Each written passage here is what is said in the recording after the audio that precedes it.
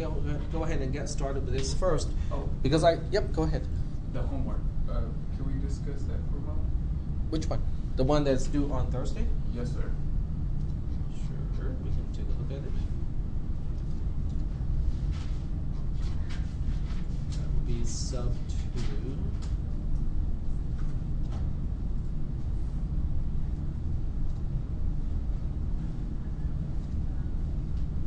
Okay. So with the by values, the first invocation of sub 2, I know that you assign 40 and 30 to x and y, but when you go down to the by value and then you invoke, so by values are just passerbys.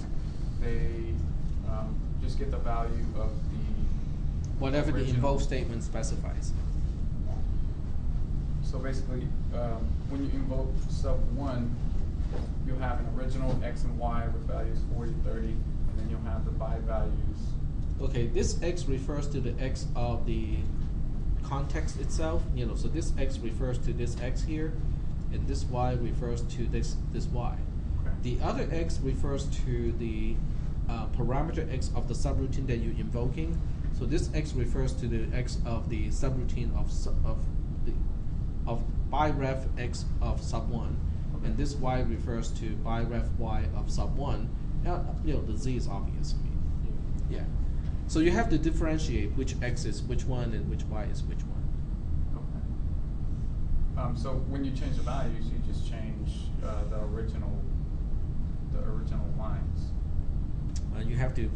Yep, that's the question. That is really the core of this homework assignment is what is it? What is this x and what is this y references of? That's the question. What are they referring to? With the reference, that means you can still take from the by value z and use that reference to make a. Well, z is not passed by reference. Z is just passed by value, so it has its own value. So it can go from that. Right. From that So, value. so the other thing you can also do is I can point out which part of the notes is relevant to this homework assignment, and you might find it useful here. So we are still only relying on one single notes here, which is the updated subroutine notes. That's the updated version. And inside here, for the homework assignment, it is only passing by reference. So we have passing by reference again. What can be passed by reference? Basic pass by reference parameter. So this is a good example to use because it illustrates what you need to understand, but using a fairly simple example to illustrate it. So you might want to kind of go through this sample program and see how it relates to the homework assignment. Okay. All right. Oh, actually, I just close a tab where I need it again, because I need to point out where we are at this point, and also where you should be reading in the notes. We are now at section 7, so we are getting to returning values, which is the very last topic of subroutines. So we are pretty much concluding the discussion of subroutines at this point. But this is also one of the topics where it can be slightly confusing, and that's why it is actually not any easier. In fact, I would look at topic 7 or section 7, and I would think that it's not really any easier than the earlier ones. Passing by value is an easy one because it is almost the same as local variable, except the invoke statement specifies the initial value. Passing by reference, it's a little bit more involved because it is a reference or alias of some other column. But returning a value is completely different. Okay, it is a whole different kind of beast, and it has a very useful feature. Okay, but at the same time, it can also be confusing to trace when we need to trace it. And that's what we're going to go through today. Are there any questions about taking classes? Because in the previous class, we kind of spent a little bit of time to look at the chart of what classes you can take next. So are there any questions? Yep. Wait, what was 362 again? 362 is Mobile Application Programming 1, which is the first of the 2 classes.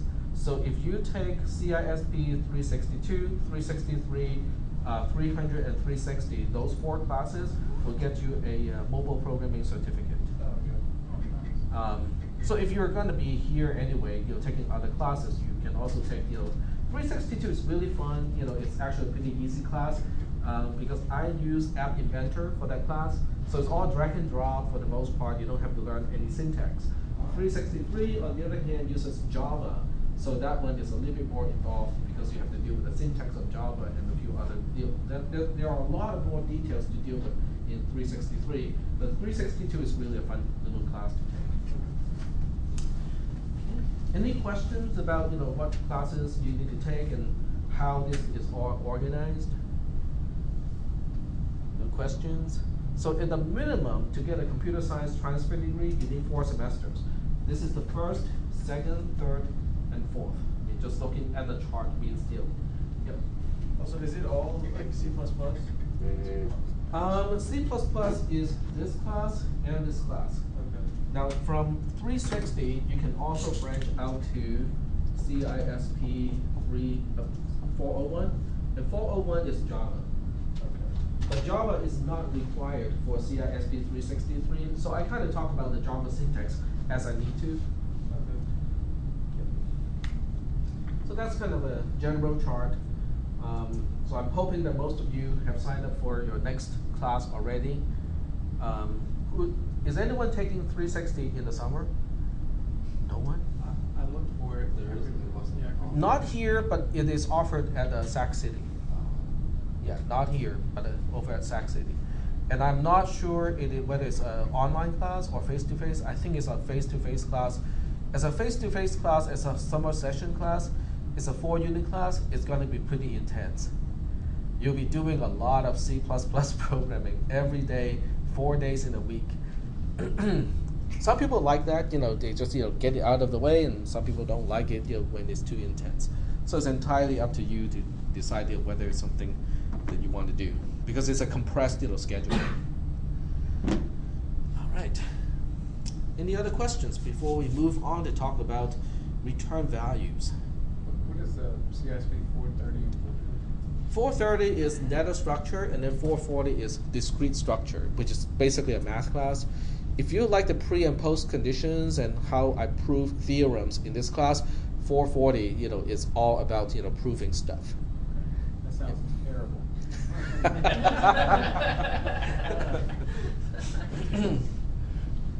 need to avoid that. Well, you may not be able to avoid it if you want to get a computer science transfer degree. All right, so let's go focus on returning values.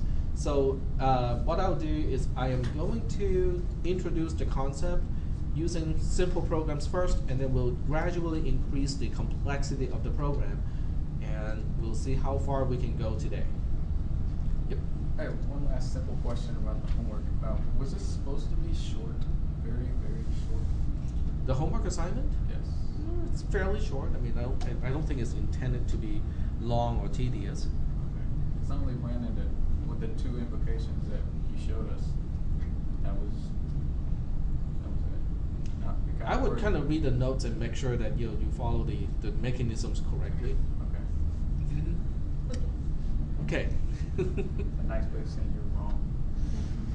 Well, I don't know exactly how many lines it will take, how many rows of the trace it will take, but you have only 2 subroutines, okay, and each one is not doing a whole lot. I mean, there are a lot of lines just to declare the parameters, like by val x, by val y, there's nothing to execute.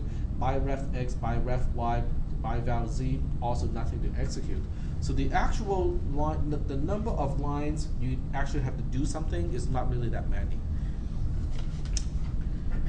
All right, so let's take a look at returning values. So what I'll do is I'm going to define some subroutine here. I'll define this subroutine and name it 5 because it is going to return a value of 5. This is a new statement. Okay, line 2 here is a new statement. We have not seen this statement before. Okay, it's called a return statement. And then we have our usual subroutine. No, let's not even use another subroutine here. Let's use my global variable x, and I'll just say that global variable x is getting invoke 5. So this program is strange in a few ways because first of all, on line 2, we are using a statement that we haven't seen before. It's a return statement. On line 4, it is also very strange because we have not seen the invocation of a subroutine in this kind of context. In other words, it is almost as if the invoke 5 on line 4 is giving me a value, so I can use that value as my right-hand side of my assignment operation and change x as a variable as a result. Okay? But that's exactly the point of a return statement. A return statement allows the invocation of a subroutine to take the place of anywhere where a value is expected. So in this case, because subroutine 5 is returning a numerical value of 5, that means the invocation of 5 can go anywhere where an integer is expected. It can be a part of a multiplication, it can be a part of a comparison, it can be a part of addition, subtraction, and in this case, a part of the right-hand side of an assignment operation. Okay. So I think some of you probably can guess the result of the entire program is global variable x ends up with a value of 5. The question is not whether x is getting a value of 5 or not. The question is, what is the mechanism of doing all this stuff? Because we can kind of guesstimate what these simpler programs are going to do, but when the programs get more complicated, then it is important to know how to trace them, because just by looking at an algorithm can no longer tell us what the result should be. All right, so this is the algorithm, and we'll trace it on a separate sheet. So here we have sheet 2 for tracing purposes. We have line number, and then we have a single global variable x in this particular program. The precondition is we don't need to know anything about x because we're going to change it anyway. So this is how we set up the columns initially. The first line and the only line that is outside of the definition of a subroutine is on line 4. And the question is, what do I do when I invoke 5? Well, when I invoke 5, eventually subroutine 5 is going to be done on line 3, and then we have to go back to continue execution somewhere else. Traditionally speaking, don't copy this. Traditionally speaking, we use return line number, which is a way for us to remind ourselves when this subroutine is all done, we go back to that particular line. That is no longer sufficient because I cannot use line 4 or post here. If I use post here, that means the assignment operation is going to be skipped. Okay, because when subroutine 5 is done, I'm supposed to go back on line 4 to continue what is left on line 4 to do. But if I use return line number and say post, that means when subroutine 5 is all done, I move on to post and the rest of line 4 is not done correctly. If I use line 4 as my return line number, it is wrong as well, because if I use this, that means I go back to line 4 and start to execute line 4 from the beginning, which is the invocation of 5 again. So I cannot use post or 4 as a way to remember where I'm supposed to go to continue execution. So that's why I can no longer use return line number, because just knowing the line number is not going to be enough anymore. Instead of a return line number, I call this a return info or return information, because I need to go back to line 4, but I also need to remind myself what else on line 4 I have to do. When the invocation is done, I can now finish up the assignment operation. The question mark is a placeholder of the invocation of 5. In other words, what I'm saying here is when subroutine 5 is done, the question mark should be replaced by something, so that when I get back onto line 4, I should know how I should update variable x. Are we doing okay so far with the rationale of this notation? Okay. The question mark is a placeholder. It is simply saying the subroutine itself the invocation of this subroutine should give me a value, so that when I go back onto line 4, in this case, I should know how to update variable x. Is that okay? All right. Once I set up return info, I can continue execution in the subroutine that I call 5, which only has line 2 doing something. A return statement has 2 things to do. The first thing it has to do is to locate the rightmost active return info cell. In this case, the rightmost active return info cell is this one here. That's step one. Step two is to copy and paste it, and then change the question mark to the value that I'm returning. What am I returning on line 2? A value of 5. So I change the question mark to 5, and I'm done. Okay, that's all I'm gonna do. Am I changing x here? No, I'm not changing x here because I'm on line 2. I only change x when I get back onto line 4. So at this point, I just need to change the question mark to a value of 5, and I'm all done. Then we move on to line 3. Line 3 has two things to do, just like when we have an n defined sub in the usual sense. First of all, we have to locate the rightmost active return info cell. In this case, it is column C, and this is how line 4. This specifies what I need to do on line 4. So what I'm going to do is I'm going to copy and paste the entire return info cell here, instead of just saying that we have to continue execution on line 4.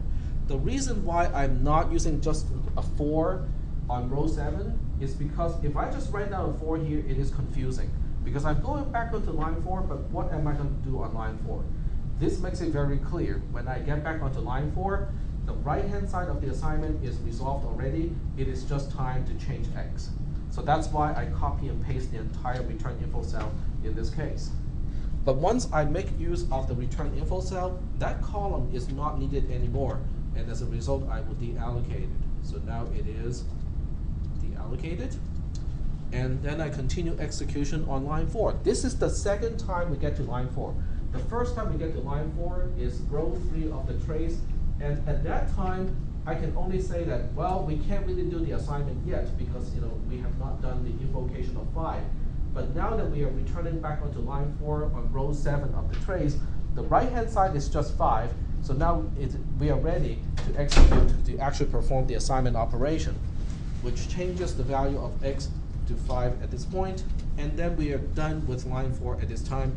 So we can now move on to post. And then we are done with this trace. Are there any questions about this particular trace and about this particular pseudocode? This is the first time that we see the use of a return statement and the use of an invocation of a subroutine in the context where a value is expected. Yep. So when we put the whole entire value in the line 4, why wouldn't we just make a comment section? Because this is where we are executing. We are still using line number here. But I need to know what else I need to do on that line, because that can be complicated. What is left to do on a particular line may not be, just something that you can track mentally easily. As we'll see later on in this class. So are we still doing okay so far with this code? Okay, so let's move on to the second sample program that makes use of the concept of returning a value. It's based on this program. It's just one little modification to it. So we still have define sub 5 and return a numerical value of 5 as a result. And define sub. And then this time on the outside, we have x gets a value. So we still have invoke 5 here. But instead of just invoking 5 once, I'm going to do it again. So I'm going to say invoke 5 plus invoke 5. So let's see how we are going to deal with this case and how many columns will actually be used when we execute this pseudocode. The answer is kind of surprising, because most people expect us to use one more column in this case, and that is actually not true. We still only use up to column C in this new program.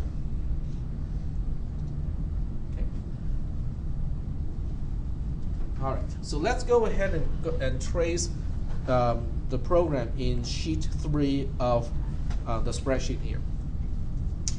The setup is the same. We have line number. There are no conditions to evaluate, so there are no comments column.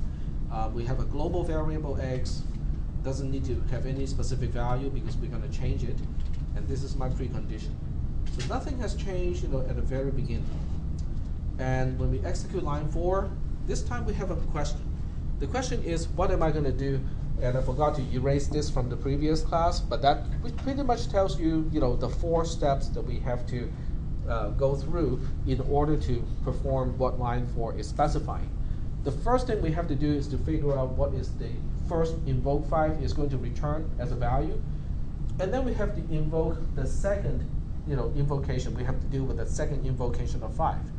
Just because we're invoking 5 again does not guarantee that it will return the same value. Okay, so we have to separate the invocations. The left-hand side, the right-hand side, they have to be done separately. Once we figure out the value of the first invoke and the value of the second invoke, then we can actually perform the addition. And once we have the sum of the 2 invocations, then we can perform the actual assignment operation as my 4th operation, which is the last operation on that line. Are we doing okay so far with the 4 things that we have to do on line 4 in this new sample program? Is that okay? All right. So the rule that is emphasized in this particular case is you can only deal with 1 invocation at a time. So in this case, when we write down the return info cell, we cannot have 2 question marks. Okay? If you have 2 question marks in the return info cell, something is not right. So in this case, what it looks like is like this. Remember the purpose of the return info cell. It tells us what else we have to do when the invocation is done. So in this case, when the invocation of 5 is done on the left-hand side, because we read from left to right, we have to go back to line 4. The assignment operation is not done yet. The first invocation should be resolved to a single value. But what about the second one? It's not done yet, right? If it's not done yet, you just say that it's not done yet. So that's how we set up the return info cell for this program. At least the first time we get to line 4, this is how we set up the return info cell. Are there any questions at this point about how we set up the return info cell the first time we get to line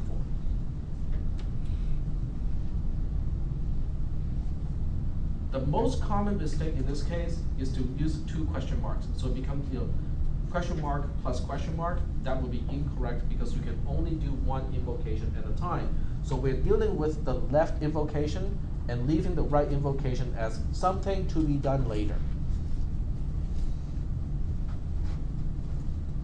Is that okay? Okay, so once this is done, we can go into the subroutine 5. On line 2, we do the 2 things that a return statement is supposed to do.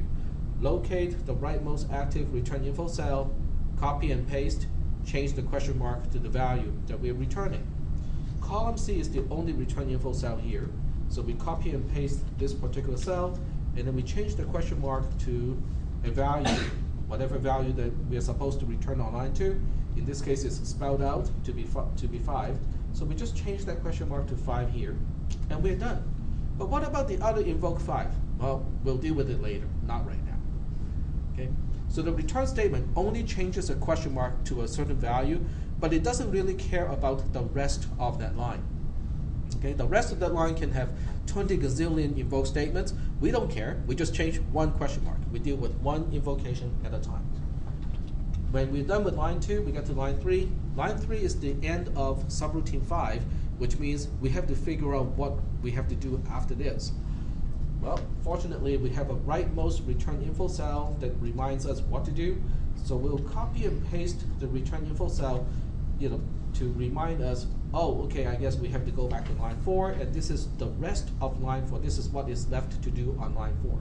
But once we utilize, at the end of a subroutine, once we utilize the return info cell, we have no use of that anymore, no further use, and as a result, we'll just deallocate it.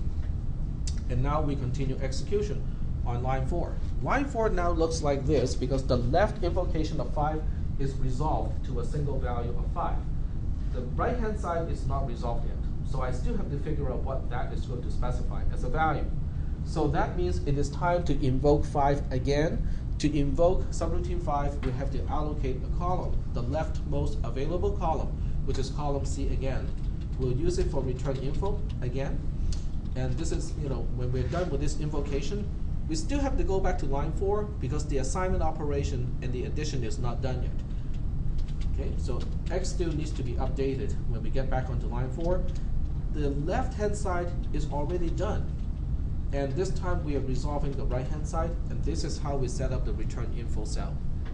Are there any questions about row 8 of the trace? How we set it up?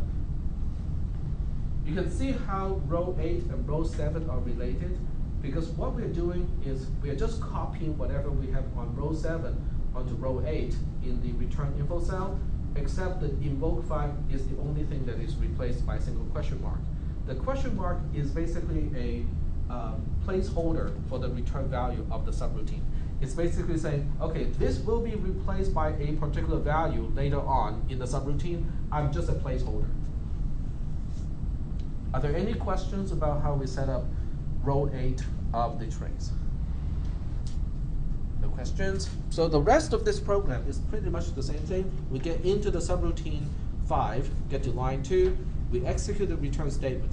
The return statement is going to look up the rightmost return info cell, copy and paste it, change the question mark to the value that we're returning. Okay. This is my only return info cell, copy and paste it, change the question mark to the value that we're returning. What value are we returning on line 2? I believe it's 5. 5. Okay. And that's it. But Tech, I know 5 plus 5 is 10. This is not the right time to evaluate 5 plus 5. A return statement is only going to change the question mark, so even if the rest of that line seems really easy, seems doable at this point, we don't do a single thing. All we do is simply change the question mark to whatever value that we are returning. And then we move on to line 3, the end of the subroutine. At the end of the subroutine, we have to figure out what else we have to do, how to continue execution, and that is the job of the return info cell. So we copy and paste the return info cell to remind us what else we have to do on line 4, and then we have no use of the return info cell anymore, and therefore it is deallocated. Now that we are getting back to line 4, and this is the 3rd time we get to line 4, but this time when we get to line 4, can we finally finish this operation without any further invocations? Yep. 5 plus 5 is 10, and then we use 10, which is the right-hand side of the assignment operation, to update global variable x. So as a result, x is updated at this point to be 10. Because this is the only time we can finish operation 3 and operation 4 at the same time, without any further invocations. Okay. Are there any questions about the trace at this point, up to row 11? Because there's nothing else to do after row 11. After row 11, we get to post, because line 4 is finally completely done, so we can move on to the next line. But since line 4 is the last line of the program, there's nothing else to do. Any questions? Questions? It is weird. I'll accept it. I'll try that. But when you look at this stuff here, there are 2 mechanisms that are kind of new to us. The first mechanism is the use of a return info cell instead of a return line number. And remember the rationale why we are using return info cell instead of a return line number. It has to do with we have to go back to the same line again, but when we get back onto that line, we have to be able to specify what else do we need to do on that line. And that's why we are using return info to basically say that we have to go back to line 4 and then specify what else on line 4 is remaining to be done. Is that okay? I have another question. It's Yeah, go ahead. Off topic. So on the test, when you grade it, do you only grade 1 question or the whole test? Two questions. I've graded 2 questions, and I'll finish the other 2 sometime soon. So grade online, does that count for there's like a subcategory for like? It's not done yet, so don't use it for any So my grade practical is use down. just yet. It is still being done, so that grade is interim.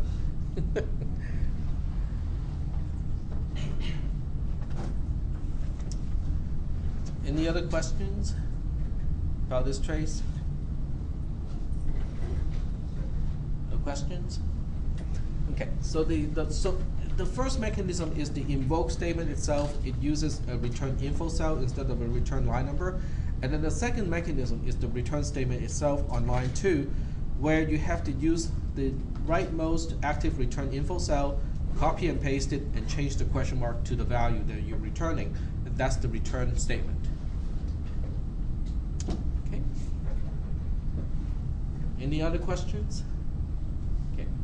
If there are no other questions, we'll move on to a slightly more complicated case. The slightly more complicated case is a subroutine that adds two numbers. By val x, it uses two parameters, by val y, and what it's going to return is the sum of the two parameters. So we have and define sub here. So to start with this one, we'll use a global variable I, and I'm just going to invoke add, and then I can specify specific values for x and y.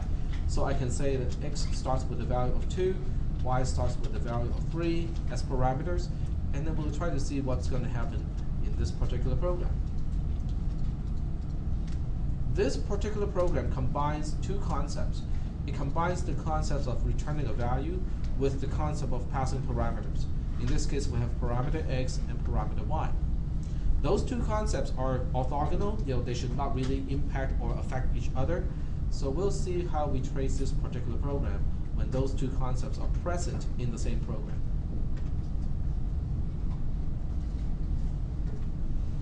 All right. So in the trace, we have line number. In this case, instead of global variable x, we have global variable I. Start with the unknown value. That's my precondition. And then we move on to the first line outside of the definition of a subroutine, which is line 6. Line 6, is basically saying, okay, it's an assignment operation, but the assignment operation is the last part of line 6. The first thing we have to do is to invoke add and figure out what value add is going to return. Whenever we invoke a subroutine that has a return statement, we have to use return info instead of return line number. The return info cell has one purpose. Its only purpose is to keep track of when the subroutine is done, where do I go to continue operation, and what is left on that line to do. So in this case, when the invoke statement is done, I need to go back onto line 6. And on line 6 at that time, the assignment operation is not done yet, but the invocation of add should have given me a value, so I can use that to update I. And that's how the return info set is set up. But just like invoking subroutines in earlier classes, when you have parameters like x and y in this case, you also need to allocate columns for those extra parameters. X is passed by value, it starts with a value of 2. Y is also passed by value, it starts with a value of 3. So the concept of passing parameters has not changed even though we have return statements. Do we have any questions regarding rows 3 and 4 of the trace? Yep, go ahead. So it's like there's a comma after that to Yep. add. Yep, this is a comma. No, I mean so you would break that up separately. I would break. So invoke add would be separate than the 2 equals x. No, it's one operation. When you invoke add, you need to supply values to the parameters x and y. She means that it's not invoke add 2. It's invoke add x gets 2. Like that. Right, it is invoke add, and in that invocation, you specify 2 to be the value of x and 3 to be the value of y. So the concept of passing parameters is the same as before.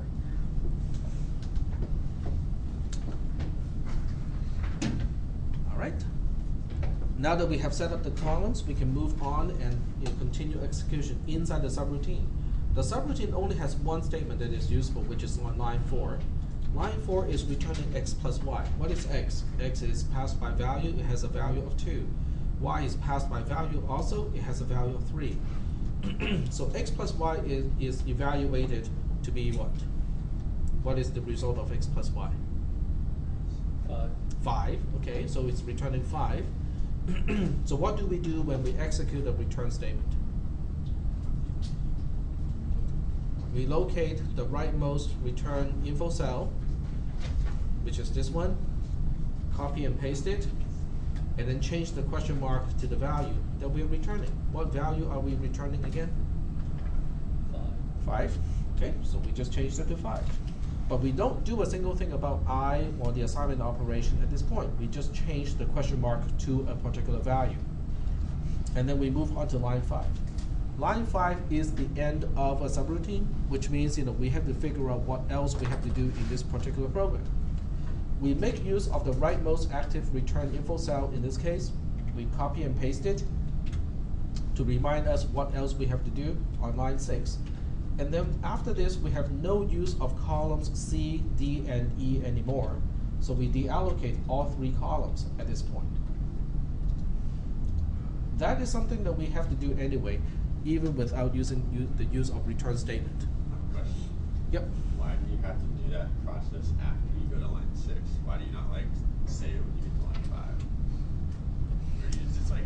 Why do I deallocate after we make a note that we have to go to line 6? Yeah. Well, we cannot deallocate first because we have to make use of this information first.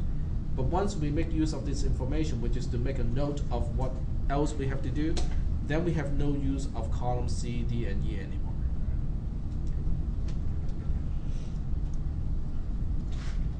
Now that we are back on the line 6, we have to change I to 5. We know how to do that. There's no need to invoke another subroutine anymore. So I ends up with a value of 5 at this point, and since this is the last thing I have to do on line 6, we are now done. Are there any questions about this trace here? Which is about the same as the first trace, except we have a subroutine that has parameters.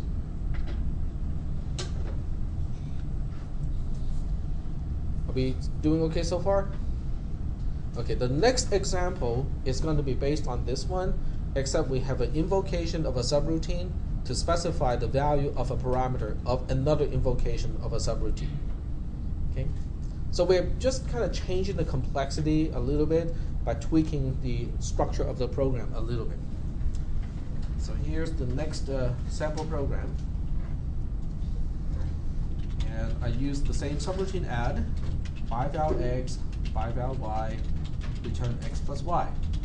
So add itself is the same as before. There's no change whatsoever to the subroutine add.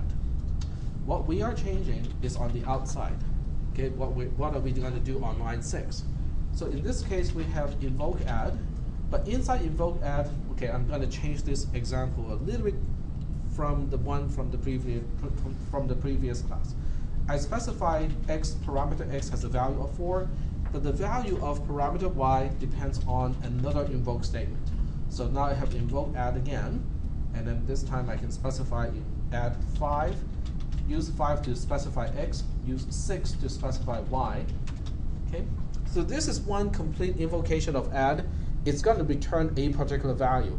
Whatever value it returns, I use that to specify parameter y of the outer invocation of add.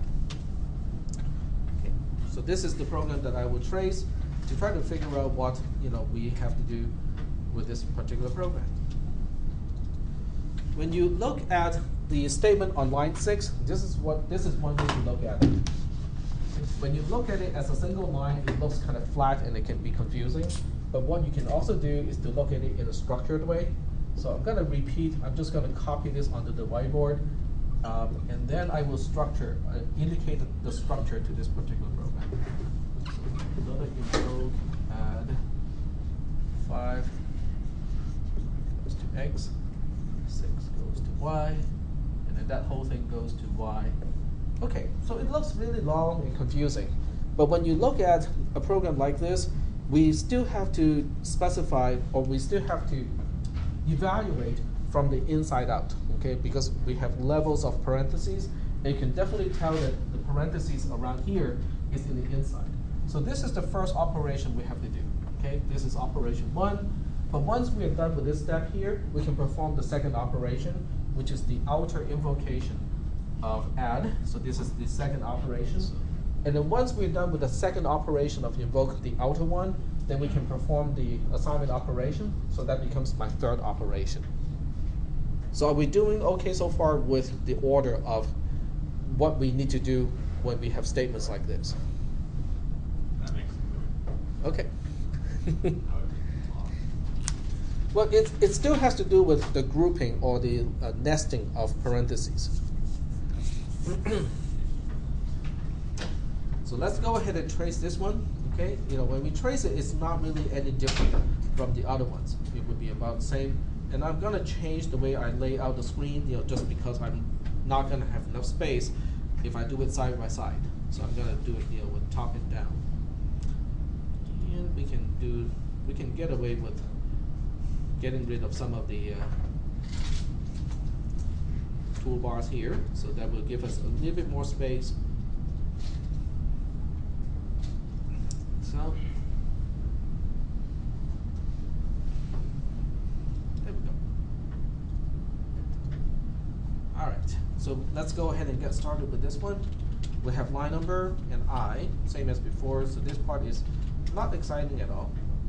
And then we move on to line 6, the only line that is outside of the definition of a subroutine.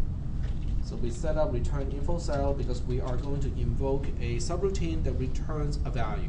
So that's why we need to switch from return line number to return info cell.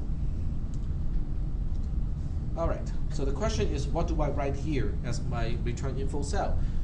The question is, when we are done with the first invocation of add, what else do we have to do on line 6? That really is the question. Well, first of all, we indicate that we have to go back to line 6. The assignment operation is not done at that time. And the outer invocation of add is also not done at that time. So we have to repeat what is on line 6, at least to the point to specify what else we have to do when we get back onto line 6. So this is what we are going to use to indicate what we have to do when we get back onto line 6. We have another invocation of add to perform when we get back from this invocation of add. But every time we invoke add, we also have to indicate what goes into parameter x and also what goes into parameter y. Parameter x in this case gets a value of 5 and parameter y gets a value of 6 because we are dealing with the inner invocation of add. So x gets a value of 5, y gets a value of 6, and that's how we set up the columns when we invoke add the first time, which is dealing with the inside version of the invocation. Are there any questions at this point about what happens on row 4 of the trace? No question? So the general rule is just that whichever invocation you're dealing with, when you set up the return info cell, that invocation is replaced by a single question mark as a placeholder of the return value. So in this case, the inner invocation of add is what we are dealing with at this point. So that entire invocation gets replaced by a single question mark to basically say that, okay, someone at some point is going to specify a value, so that becomes, the question mark will become a particular value. Then we get into the subroutine. On line 4, we execute the return statement. When we execute the return statement on line 4, we are just adding x and y. Parameter x has a value of 5. Parameter y has a value of 6. 5 plus 6 is 11. That's what we are returning on line 4. Returning a value of 11 means that we have to locate the rightmost active return info cell, copy and paste it, change the question mark to the value that we are returning. In this case, it's 11, and we're done. So we don't perform another invocation at this point. We are just changing the question mark to a particular value, and then we stop. And we move on to the next instruction, or the next line. The next line, line 5, is the end of the subroutine add, which means we have to locate the rightmost return info cell, copy and paste it onto the line number column. Once we do that, we have no use of the 3 columns that we have allocated for this invocation. So we deallocate all 3 columns at the same time.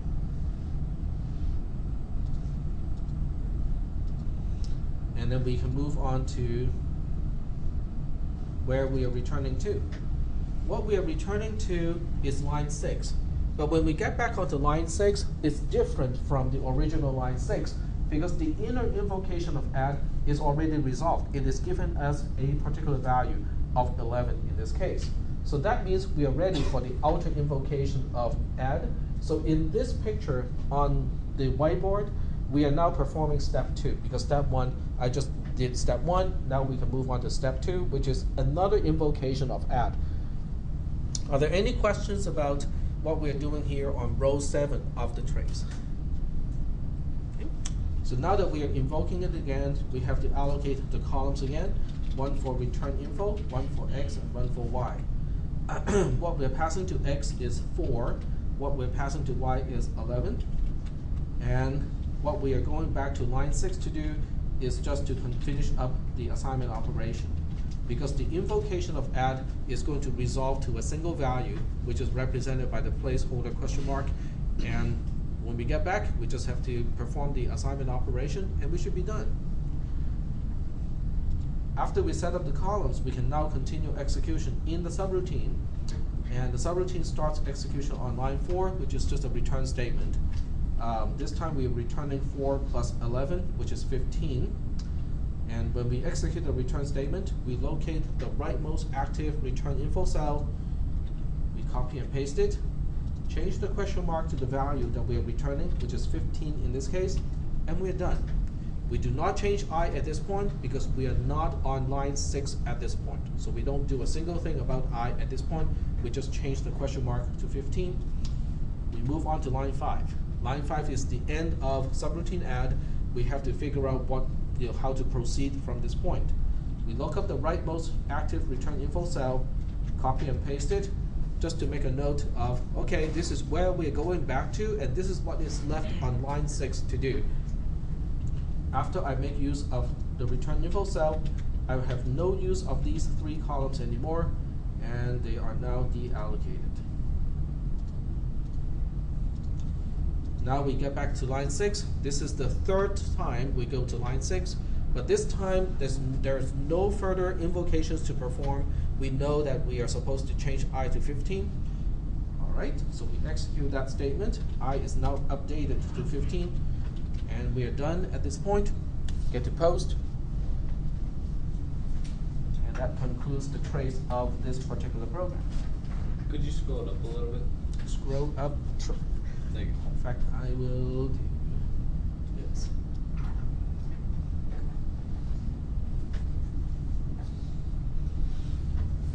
Another student of mine, told me that taking a picture is really helpful because when you take a picture using a cell phone, it has a timestamp. So you can use that timestamp to correlate to which part of the YouTube video to review to get to that point. So it's kind of like an index. You're creating your own index, with my YouTube video because the timestamp is automatic. When I was in college, I never had tools like that. Even the recorder is like, they have that those micro cassette tape recorder stuff that doesn't work very well because I have to record all the way back there, and then by the time it's the recording is usually kind of fuzzy and because it's a tape, there's no easy way to fast forward. And those recorders come with special play buttons like 2x, so the professor would speak like really, really fast, in a chipmunk kind of voice, so you can stop at the right place and go like, okay, this is the place I want to stop. Yep, nothing quite like cell phones and YouTube and all that cool stuff. All right. You'd have auto-tune to the recording, so you sound like Like Well- if you're sitting in the back of the classroom with a recorder doing that, you hear the ambient people like the whispers and the coughs and Yeah. which is Yeah, like at home, you could add effects to your voice. So you could have you could be like auto-tune, so you're always in pitch, You can use Or just- advanced just audio for acoustic change programs to pitch. figure out which classmate is eating what for dinner on that day. It's like you see they're chatting to each other. It's like I'm gonna grill hamburgers tonight. All right. So when we're done with this stuff, we are gonna move on to something. I would say a little bit more confusing. but it's not any additional mechanism, okay? We have introduced the mechanism of returning and invoking a subroutine that returns a value, and we're done with those two concepts. All I'm doing here is just to present to you, different ways of combining those things that may look confusing, but it doesn't really change the nature of those statements at all, okay? So that's what we're going to do next, is to give you another sample program making use of the same concepts, except this one may look, slightly confusing. So once again, we have, define sub 5, and it returns a numerical value of 5. Not very exciting. And here we have another subroutine called 10. No, it does not return a value of 10. It returns the return value of 5, and then we just, add 5 to it. In other words, we kind of know what it does. The question is, how do we trace it? So we'll just say that x gets the value of invoke 10, and that's it. Now for programs like these, it may seem kind of pointless to trace them through all these fancy mechanisms, because we know what it's going to do anyway. The problem is, when we mentally track what these programs are doing, we can't really apply the same thing to recursion. Because when we have recursion, in this class, I think we'll get to the recursive version of factorial one last time, okay, to make use of pass-by-value parameter and also the concept of returning a value. And we can't really keep track of stuff like that when we deal with recursion. So that's why it is important to understand how to trace programs like these using very basic steps, even though it looks really tedious or more tedious than it needs to be.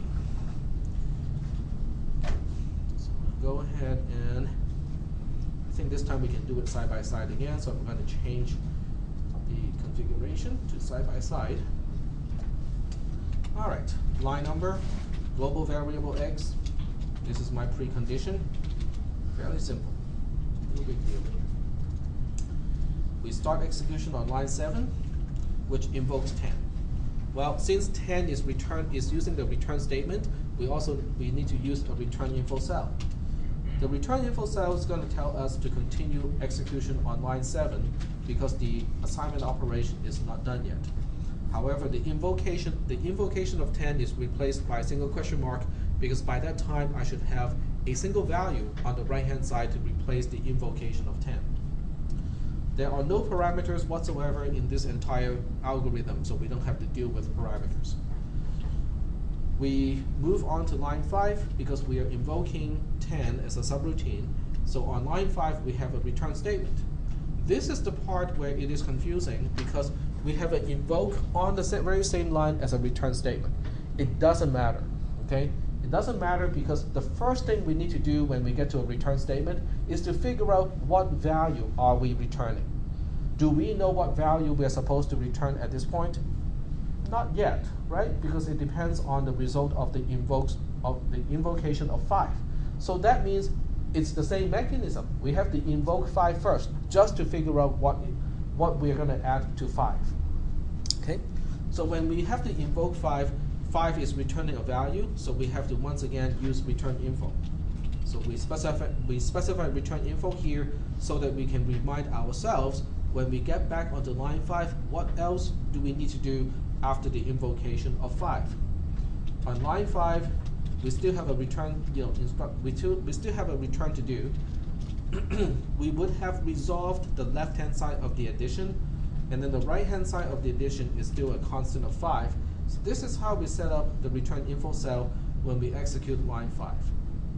Once we set up the return info cell, we can continue execution in the subroutine that we're invoking. In this case, it's 5. It starts on line 2. Line 2 doesn't do a whole lot of fancy stuff. It's just returning a constant of 5, which means we have to locate the rightmost active return info cell, which is column D6. Okay? We copy and paste it, change the question mark to the value that we are returning on line 2, which is just 5. but 5 plus 5 is 10. Let's replace that with 10. Nope, this is not the right time to do it.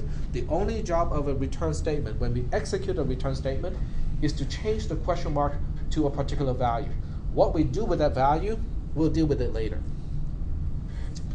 Are we doing okay so far up to row 7 of the trace? After this, we move on to line 3 because line 2 is done. Line 3 is the end of subroutine 5. It has got 2 things to do. First thing to do is to look up the rightmost active return info cell. Just copy and paste it. So this way we know what we need to do after this line. Second thing you have to do is to clean up this invocation of subroutine 5. So we have to clean up, in this case, just one single column. So we have to deallocate column D. And now we continue execution on line 5. Okay? We're trying to execute return 5 plus 5. Can we do this now without any further invocation of subroutines? Yep, 5 plus 5 is just 10, so we are returning 10. How do we return the value of 10? We locate the rightmost active return info cell, which is actually column C, row 4. Copy and paste it. And then we say, oh, returning a 10 means that we change this question mark to a 10. That's it. Okay? We don't change X at this point. We just change the question mark. We're now done with line 5. We get to line 6. Line 6 has 2 things to do. Locate the rightmost return info cell. Copy and paste it so that we know what we are supposed to do after this. And then we have no use of column C anymore. It is now deallocated. And now we move on to line 7. This is the second time we get to line 7, but this time everything is resolved. I don't have any further invocations to deal with. The right-hand side of the assignment is 10. The left-hand side is X. I can now update variable X to have a value of 10. And after line 7, I'm all done. There's nothing else to do. Are there any questions about this particular program? It is designed to be slightly confusing because line 5 is the quote-unquote confusing line because on the very same line it has a return and an invocation. But you have to remember, you have to perform the invocation first so that you can specify what value you're supposed to return. Then you can go back and execute the return statement. That is, have I changed the meaning of the return statement now that we have these kind of special cases or special combinations of using the return statement? Nope. So when you study, you kind of have to study the same way. It's basically to go through the sample programs and say, okay, what is the common thread here? Is returning the same mechanism throughout all the sample programs? Yep. It's kind of similar to the return line in a way of how it flows. It is almost the same, except it's not a return line number. Yeah. Because it's not going back to a single line. It's continuing on the unfinished part of a line, and that's But why like when you're marking your next spot for a return line, Yep. that's kind of the same thing. Right. I mean, same process. It's the same process, exactly. You can actually use return info as a general case, so you can actually use it to replace return line number, except you just write down the entire next line as a return info cell. That works pretty much the same way. Yep. So we can do that from now on. That wouldn't be wrong. Hmm? We just wrote return info instead of return line from now on. That would be right. So. If you use return line number and you use a single line number, it won't be enough information for you to move on. Okay. No, but I'm saying if we're supposed to put return line, we just put return info. Would that still be right? It will still be right, but in that case, you should write down the entire line. You'll just copy and paste the whole line over here. Right, so I think we are ready to revisit factorial as a recursive subroutine, and this time we make use of all of the well, not all, but the latest concept that we have talked about. So here's the last reincarnation of factorial. Yay! Bival n, because we are supposed to figure out the factorial of number n. And the structure of the program is the same as before. Okay, we have a single conditional statement saying that if n is larger than 10, excuse me, if n is greater than 0, then we do one thing here, else we do something else, and if n defines sub. Okay, I'm going to structure the program like this, just to kind of emphasize, with any type of recursive subroutine, you typically have a conditional statement to separate the two branches. One is to say, okay, there's something else to do, we have to call factorial again, and then the other one is to say that, okay, we're all done here, we know the value of the factorial of 0, so let's just go ahead and specify the result in this case. Okay, this is the easy one. The else case is the easy one because the only way to get to the else case is when n is less than or equal to 0. So we just have to say, oh, the factorial of 0 is 1. So we're done with that. This one is kind of easy, but not the same, because now we can say, let's go ahead and return n, which is me, times the factorial of n minus 1. And that's it. This is the new factorial. It is very clean, very easy to write, but tracing it is a different story. Okay. So now we need to have one single statement on the outside, and then we're all set. Okay, so we'll just say x gets the factorial of 3. Okay, the factorial of 2 is not exciting, it's just 2. So the factorial of 3 is 6, and things get a little bit more exciting when we have the factorial of 3. So we use 3 to specify parameter n. And that's my program to trace, well, for the next probably 10 minutes or so. Here we go. Are there any questions about the program itself? Yep. Start on a full sheet of paper. That would probably be a good idea. It depends on your handwriting. You guys haven't seen my handwriting, so. Well, to an extent. Sorry? To an extent. Yeah, but you haven't seen how I take notes, in my college days. I would And buy. you told us about it. I told you guys about it. I still had, I found my notes, from way back when, and I looked at my own notes and go like, wow. Did you write real tiny? And did it read? Yeah. You put 2 lines on 1 line. Yeah. But Why? not, I know but not somebody on did like college 5 rule. It's ones wide for rule. another So I paper. only That's- purchased a wide it is rule like- paper because it's less expensive, and then I divide each piece of paper. So I divide it by half first, so it's double column, and then on each line that is ruled, I will separate it into 2 lines. When I write it. I accidentally got white rule. I didn't even look at it, and then, Yeah. so sometimes I actually have to do that just to get stuff to fit. Yep. I found that if I write smaller, I could actually write faster. Less time spent in the strokes. Yeah, you just need to have more control over, it's more, fine finger movement. Yeah. Yep. That makes me a better gamer. Especially when you're playing with the track thing. Yeah, yeah. Okay. The little ball thing that's usually in the keyboard for some laptops. It looks like an eraser. Yeah, Except exactly. when you push it, it changes how fast the cursor moves. It doesn't really. It's not like physical correspondence. You cannot. You're not moving the device itself. You're not even moving a trackball. You're just pushing that one thing, in one direction, and that changes how quickly the cursor moves in that direction. So it's pressure sensitive, and I use it to play first-person shooter games. My kids look at me and go like, "How can you play with a keyboard like that?" I go like, "What?" My daughter had to buy a $60 gaming mouse for her games, and I was looking and they go like, "No, that's not worth $60." Not when you have this right here. Yep.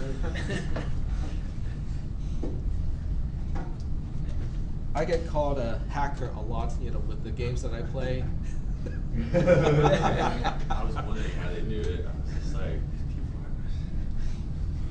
Yeah, first of all, they call me noob, newbie, to insult. It's like, oh, no, you don't know anything about this game, because I don't spend any game money on costumes. So I use the most basic form, which is just a gray figure Yeah. with no special features whatsoever. Doesn't really stand out among the crowd. Yeah, they look at it and go like, wow, that's a newbie. Because they all have like special decorations like helmets, armors and whatnot. Yeah. Some people And actually then- have monitor controllers though, so if you're like cheating the system by using an advanced mouse, it's kind of No, nothing like that. When you're not even using a mouse.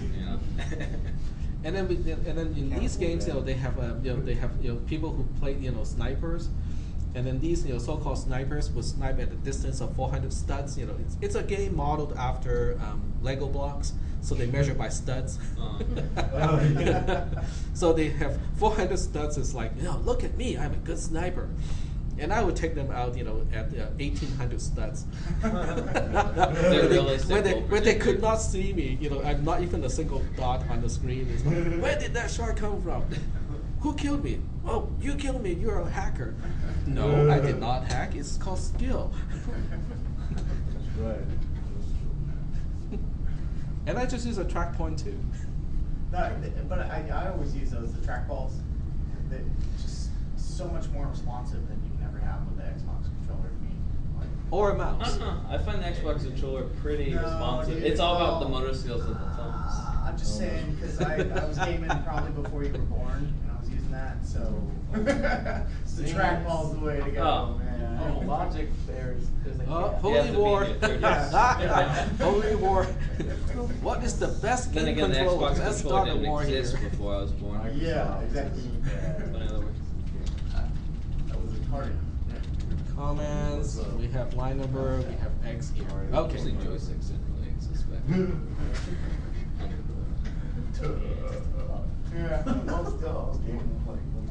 But I couldn't play that game anymore because I lost the ability to dual boot into Windows, and that only plays in Windows. The only game that I play. All right, so let's start with this program.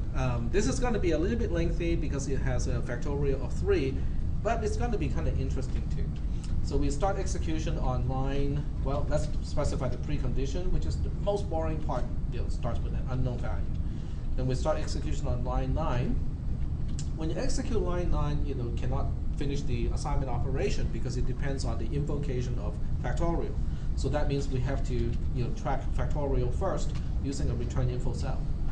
So in this case, the return info cell should tell us to continue execution on line 9 so that we can finish the assignment operation on line 9. The invocation of factorial itself is replaced by a single question mark because that should return a single value. So that's why we have just a single question mark on the right-hand side of the assignment operation.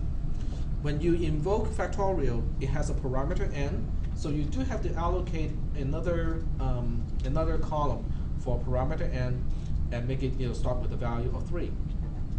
Now we can go into the subroutine factorial and start on the first line inside the subroutine, which is line 3. Line 3 is a simple comparison. N is greater than 0 is false. It's true because n has a value of 3. Then we move on to line 4. When we get to line 4, it is a return statement. But I can't do a single thing about the return part because the value that it is returning relies on the product of n and another invocation of factorial. And I cannot figure out what to return at this point until I'm done with the second invocation of factorial. So I'm invoking factorial the second time at this point, which also means that I have to keep track of the second invocation of factorial. So once again, I use return info to help me keep track of what am I supposed to do after this second invocation of factorial. When I'm done with this one, I have to go back onto line 4 because there are 2 things left on line 4 that I have to do. The first one, or the last one, is the return operation itself. But before the return operation, I also have to perform the multiplication of n to the value that is returned by the second invocation of factorial. But whenever I invoke factorial, I also have to specify n as a parameter. In this case, what I use to specify my new parameter n is what my own parameter n minus 1.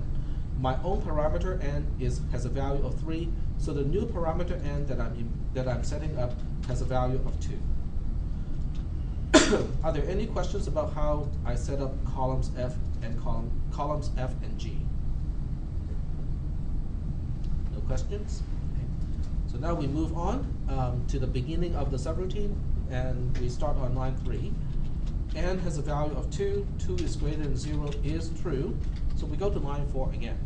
So that means we are basically just doing pretty much the same thing again, except this time n would start with a value of 1 because we are dealing with 2 minus 1 in this case. So this becomes 1, and I'm just going to shorten or make it narrower.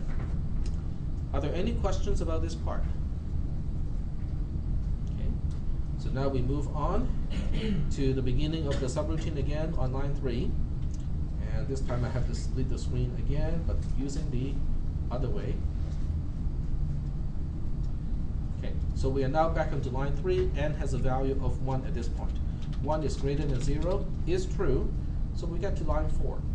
On line 4, we are invoking factorial again, but this time I'm passing n minus 1, which is 1 minus 1, to the new parameter n.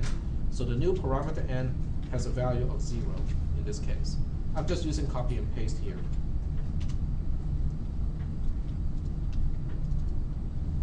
All right. Any questions? Questions? Okay. When we get to line 3, because we always start execution of a subroutine from the very beginning of the subroutine, at this point n is 0. 0 is greater than 0 is false. Finally, we do not do any recursion. Instead, we go to line 6, which just simply returns a value of 1. This one is not confusing because when we execute a return statement, especially when it just says return 1, all we have to do is to locate the rightmost active return info cell, which is J13 in this case, copy and paste it, and change the question mark to the value that we're returning, which is 1. And then we're done. Okay, we don't evaluate what is n times 1 at this point. We just say that the question mark is changed to a 1. And then we move on to line 8, because line 7 is the end of an if. We don't track that one. When we get to line 8, we have to remind ourselves where to go back to, which is line 4. So I copy and paste the entire return info cell into the line number column. So now I have to move these things a little bit here. And then I have no use of column J and K anymore, because those two columns represent an invocation that has just ended. So we'll go ahead and deallocate column J and column K. And now we are back to line 4. When we get back onto line 4, we cannot quite do the return yet because we have to figure out what is n so that we can compute the product of n and 1. Well, n is referring to the rightmost definition of n that is still active. Column K cannot be it because it is already deallocated. So what we need to do is to kind of look up and find out, oh, column I is also labeled n and it has a value of 1. So this becomes returning 1 times 1, which is just 1. Well, we can do that. So now we're executing return 1. What do we do when we execute return 1? What do we do when we execute any return statement? We locate the rightmost active return info cell. This is not that one because it's already done. It is deallocated already. So our rightmost active return info cell is column H or H10 at this point. So just copy and paste it and replace the question mark with whatever value that I'm returning. Remind me again, what value am I returning at this point? 1 times 1, which is 1.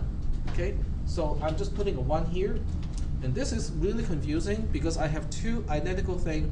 One is telling me what I'm executing at this point. The other one is the result of executing the return statement. Okay, let me just make it very clear. This is what I'm executing, and as a result of executing this, I end up with this. Okay, I haven't really changed the nature or how the mechanism of executing the return statement. It just looks confusing because what I'm executing looks exactly the same as the result of executing that statement. Are we doing okay so far? Okay, so column B is always indicating what I'm executing, and then column H is the result of executing that statement. Okay, now that I'm done with line 4, I get out of the conditional statement, I end up on line 8. On line 8, I got two things to do. One is to look up the rightmost active return info cell so that I can use it to remind myself what to do after line 8. And then the second thing I have to do is to deallocate the two columns that I allocated for this invocation of factorial. So It's already formatted. it's already formatted? Yep, that's it. Okay, so now I can move on to line 19, move on to row 19 of the trace, which is executing line 4 again. Column H is now deallocated, so it's I, J, and K, I, J, and K. So if I want to look up my context, I have to go back to columns F and G at this point. Okay?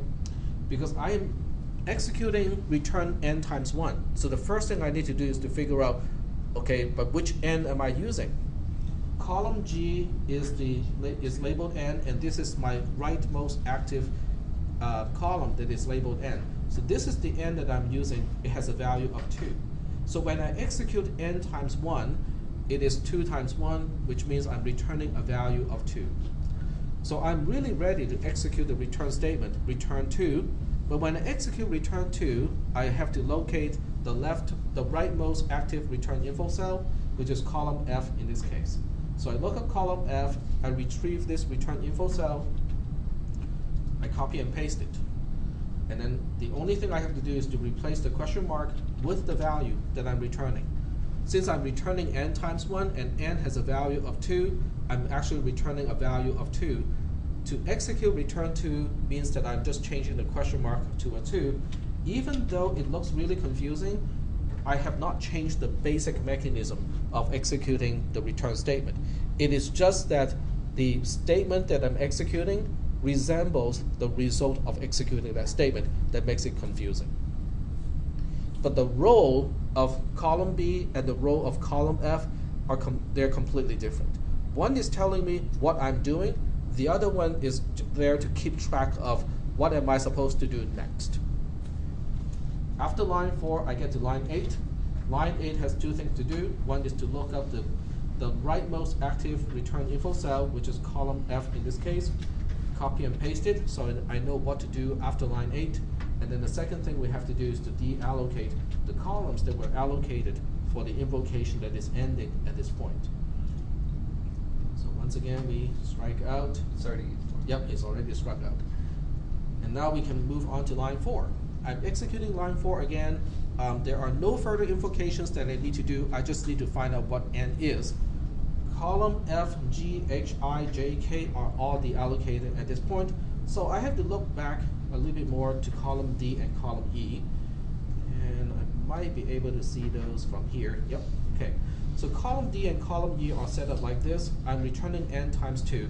So the first thing I have to do is to figure out what is n. N is column E, it has a value of 3. So I'm returning 3 times 2, I'm returning 6.